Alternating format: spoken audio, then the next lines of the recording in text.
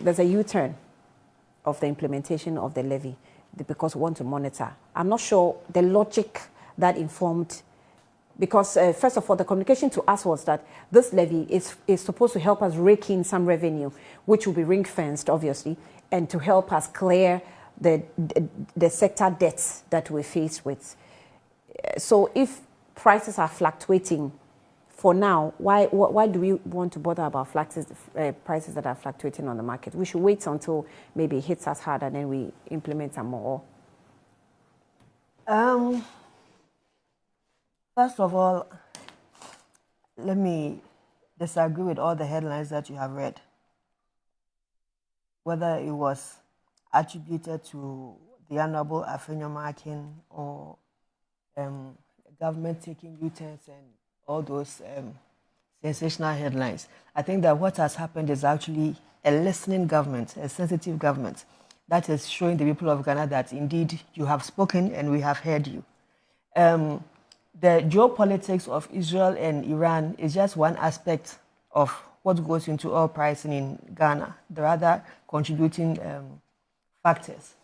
But staying on Iran and Israel, Iran supplies the global economy between 1.5 2 million barrels a day. It's a big producer of oil. And I think they control like a little under 10% of global output. But Iran's output is supplied more towards the Asian Far East region. And with the Israeli strikes that is ongoing, what is likely to happen, aside the fact that, yes, starting from last Friday when this attack started, oil prices went up in response of the airstrikes. And so that is to be expected because, as I said, Iran is one of the big producers of oil. However, the effect on us is not something that we are going to experience immediately. Yeah. For price transmissions, China is the first to be hit. But that also depends on China's internal policies on oil imports. Because, mind you, they also have their own fields, small fields that they have capacity in. They have Russia that supplies them. They have other Middle Eastern countries that also supplies China. But the price effects will most likely go into cost of production in China. And as I said, how the Chinese manage their own economy. Here in Ghana, again, because of the prudent economic management that the NDC administration is undertaking, I mean, this is the first time in a long time that I have seen managers of the economy with focused laser attention on the economy and leaving nothing to chance. So things like price escalation in fuel, today they announced that there's going to be reduction in fuel prices in the pumps because we are dealing with consignments that came in some last week, some 2 weeks ago. So the effect hasn't really hit the consumers yet. Again, it's early stages yet, but what the president said was very right. The directive to the energy minister to monitor and see, to make sure that the gains that we have made over the last 6 months and the benefits to Ghanaian consumers and businesses is not lost on everybody. Mind you, with increase in fuel prices, you're going to have inflationary issues if this is not handled properly. And inflationary not just for Ghana, but on the global scale. The global economy is already attempting to come out of 4 or 5 years of huge economic difficulties. And so definitely there could be the possibility that Ghana will experience some shocks. But for now, I trust in the capability of the Governor of the Bank of Ghana, Dr. Johnson. Happy Father's Day to him. Honorable Dr. Ato Forson, and then the other strong economists and finance people that are behind the team, working and making sure that the economy, the government's eye stays on the economy and they don't take their eyes off the ball. Again, the reason why I'm not so disturbed about escalating oil prices is also because, because of the management in the foreign exchange position of the country, we have stronger reserves now. Because of the activities and the ingenuity of His Excellency the President in creating the gold board, we also have gold reserves and buffers that we use to trade for commodities. And whenever there's a crisis like this, investors naturally draw more to gold, which also works in our favor. All right. So, as I said, the most important factor in this whole conversation for me is the managers of the economy, and they're keeping the focus on the details of how to cushion this country. Gone are the days when we were left to chance and then the least headwinds, and we are found wanting. I think that this particular team, the Ato Forson, Johnson Asiamah team, and Dr. Zakaria, and everybody else in that group, I think for the first time in a long time, that dedication, that intelligence, that letting data speak to economic management, for the first time in a long time, it's appreciated and it is seen. So this has nothing to do with maybe backlash received from the minority side in Parliament. It has nothing to, because when Roxanne was speaking to Channel O, he said, and it quotes that, he said, the spokesperson for the head of communication at the ministry, that's the Ministry of Energy, elaborated on the government's stance regarding the current market fluctuation. I can confirm, quote, that the government of Ghana has issued by the GRA has postponed the implementation of the levy. This is what has been introduced. Okay, let me jump this one. It says that, so yes, I can give you that confirmation. But he stated that Roxanne highlighted that the delay for the implementation of the levy is linked to various domestic and international factors, including the Israel-Iran conflict. As I mentioned, it was just one of the issues. That's not the only thing that government is going to stand on to take a decision. There are other factors. I told you about the effect of the gold board. I told you about the effects of the country's reserves positioning, its positive impact also. I've told you about the prudent fiscal management / economic management that is actually going on currently. I've also told you about the letting data speak to guide decision taking. But the issue about what you people are trying to call levy, at the end of the day, we still have to find a solution to how we are going to address the energy sector debt. And this one, you have to forgive me because I may not be in the no 100% on what government is going to do to address it. But I know for a fact that it is the elephant in the room that has to be addressed. So if they don't implement the levy,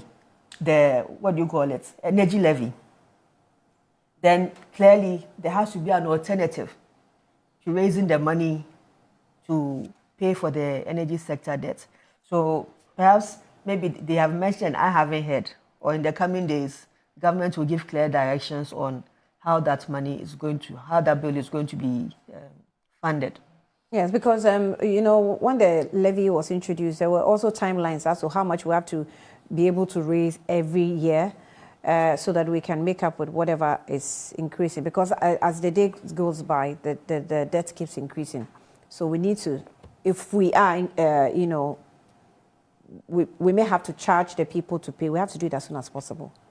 There are still conversations that can be had around the energy sector levy. Because you see, I speak as a communicator for the NDC, but I'm coming to make my points based on my personal position on this particular matter, right? The government's position is that we are charging 1 cedi, but we've suspended it. from my layman's position, I thought and I felt and I believed, and I, in my little analysis, was of the view that the 1 cedi ought to have been looked at and probably a reduced rate. But government's position that they've reduced prices from 17 to 11. And so if anything at all, Ghanaians have gained 6 cedis or 5 to 6 cedis on a litre. And so that 1 cedi shouldn't affect the market the way that people were responding to it. The debate, you could see that it was divided and everybody had their position. I was in favor of so there was some of the debate I saw, bill, which I was impressed in the sense that there were people who thought that if they, and these were ordinary street, you know, a lot of us did vox pops, so we were speaking to a lot of people. So there was one that said, if we have had a reduction in the fuel price itself, and we have to pay only 1 cedi because we know already that there's this debt, and we have to pay 1 cedi for a litre, we're ready to pay. As far as the money will be used for what it's supposed to be. I liked that argument. I thought, okay, the people are coming around with, you know, the logic that is supposed to be. I mean, you know, because we've always had a problem with government and what they use the taxes for. So the argument of ring fencing, actually, I liked it, of that part, that of this particular levy. That's if it's really going to be ring fenced and we want to see it used for what it says it's going to be used for. However, right now, we're not sure what to expect with all this. But how many times has the NDC given the assurance that we're taxing a levy or a tax and then we've diverted the money? Anytime we create a fund or a tax or any levy for a purpose, it is geared towards that purpose. Did you hear the NDC ever mortgage any of our attempt, not even to the extent of actually mortgaging? Did you ever see the NDC attempt in any conversation or a discussion propose the idea that we should even go and mortgage any of our funds? Never. That has never been in the conversations of the NDC. That was introduced by the MPP. When they mortgaged Get Fund, they mortgaged ESLA. And the reason why we are in this challenge is actually because of the decisions to mortgage these funds, including the NHIS. So we've seen the consequences of the decisions from the NPP's administration and how it has brought us to the challenge that the NDC is having to work itself out of. The issue is, within these 6 months, has the NDC brought relief to Ghanaians? And the answer is yes. Is yes.